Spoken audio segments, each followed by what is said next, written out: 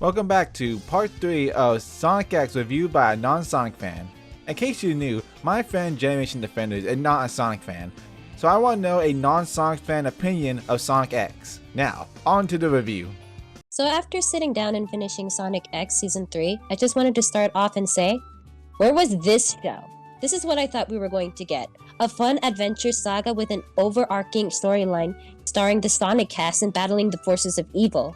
I would ironically describe it as a good version of Dragon Ball GT. In fact, there's a lot of similarities. A grand tour exploring the universe to gather 7 magical items, the protagonist having the power to turn super, the major villain coming in later in the series, a new character to help the gang navigate space, and an annoying kid that shouldn't be here. The only thing was that Season 3 was fun, while GT, well, it's GT, so it speaks for itself. We kick off Season 3 with a fight between Super Sonic and Dark Oak, the leader of the Meta-X, and our villain of this season. Having Super Sonic go against Dark Oak in the beginning established that Dark Oak is a force to be reckoned with. He can go toe-to-toe with Super Sonic, showing that he's more powerful than Perfect Chaos and the Bio Lizard. He was so powerful that Super Sonic had to throw all 7 Chaos Emeralds into the galaxy in order for him not to get his hands on the Chaos Emeralds, cause he knew that he couldn't defeat Dark Oak by himself. Within the first 2 minutes, Dark Oak has already defeated Super Sonic, showing the audience that it's going to take more than just Super Sonic to defeat this new baddie. Where do I begin? Because there's a lot I want to say, but to keep it simple, I'll start with the story. Season 1 was more mindless filler, while Season 2 had multiple arcs, some based on the video games. While Season 3 follows one arc about retrieving the Chaos Emeralds before the Meta-X collects them to destroy the universe. Along the way, they meet Cosmo, a lone survivor of her race who helps the gang battle the Meta-X because they were responsible for the extinction of her race. Eggman also returns, and he's the most enjoyable he's ever been. Team Chaotic also makes a comeback, and they actually are in the show. I never understood why they came in at Season 2 just to disappear. And the whole series is leading to an epic climax full of self-sacrifice and tears. But that's it. There's no unnecessary fillers, no lessons of the day, and no human characters. Just Sonic and his friends traveling in space and exploring planets in each episode. Each planet has a wonderful color scheme and wacky hijinks for our heroes to solve. All the characters are allowed to shine in this season. Even Chris is the best in this season.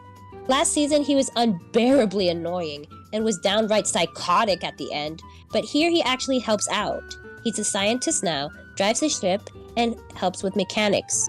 There was even an episode dedicated to him realizing how useless he was and then going through an arc to better himself to help Sonic. Did you hear that, Pan? Someone who wants to better themselves to help their friends in battle so they don't have to be saved in the end? The only issue I have is that Chris turned back into a kid. I would have loved to see Chris fight alongside the gang as a teenager. Yes, I would agree it would be cool to see adult Chris, but you gotta remember, this is a kids show. In most kids shows, you gotta have a kid protagonist, that way the viewer could relate to that kid. We see this in pretty much every animated show nowadays. The Owl House, Gravity Falls, Adventure Time, Steven Universe, Star Versus, and the list goes on and on. Real quick, I want to mention that everything this season got turned up to 11. The voice acting got better, the animation got better, the storytelling got better, even the characters themselves got better. Everything that was good in the previous season is here but turned up to 11. And finally, we have the true star of the season, the Pokemon herself, Cosmo!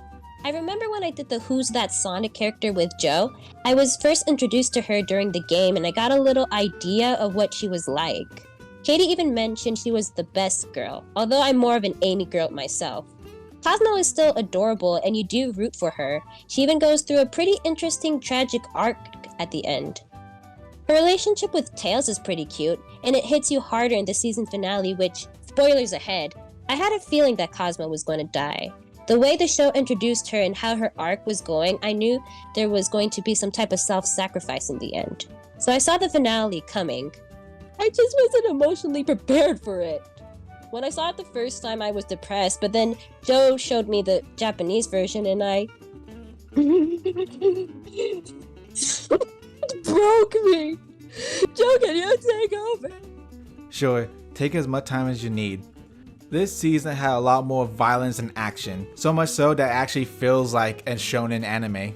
We get to see a lot more brutal fight scenes and characters getting knocked out. We even get to see characters die, like Yellow Sokovic, Molly, or I like to call her Space Maria, and the most tragic death of all, Cosmo. This season goes full on anime on how dark it can get. Speaking of dark, I want to talk about Dark Sonic.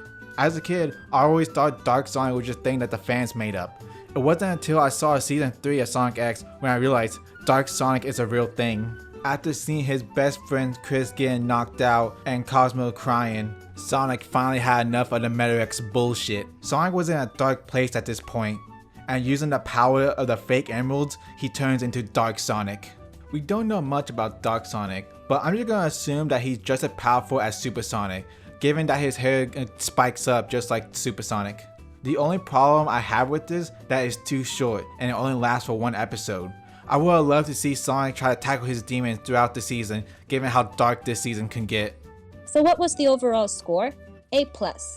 The season was the best. I had so much fun watching this season. It made me feel like a kid again. The only major nitpick I have, why wasn't this the whole show? Why did we have to stay in modern day Earth for so long when we could have just stayed in Sonic's world all along? Forget Chris, make Tails the best friend, and have them explore the world for the first season and introduce the video game sagas in the second season. Yeah, I know I said Chris is the best in this season, but he's still not needed, especially when Tails exists in this version. So the overall rating of this show, I don't think it's really fair to do that. Season 1 and 2, I would group them as a separate season with a rating of C, so skippable. But Season 3, I want to give it an A. It's that good. If anyone asks me about Sonic X, I just tell them to watch Season 3 and just skip the first 2 seasons altogether. Yeah, that's true.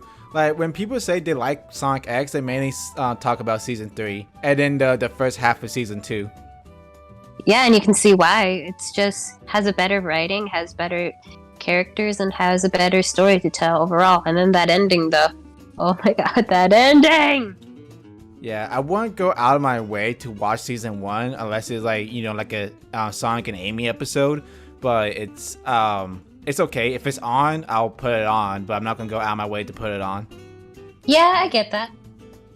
Well, thank you for joining me on this ride. And I hope all of y'all liked it as well. This has been Too Fast Joe. Remember, go fast, don't be last. Bye, guys!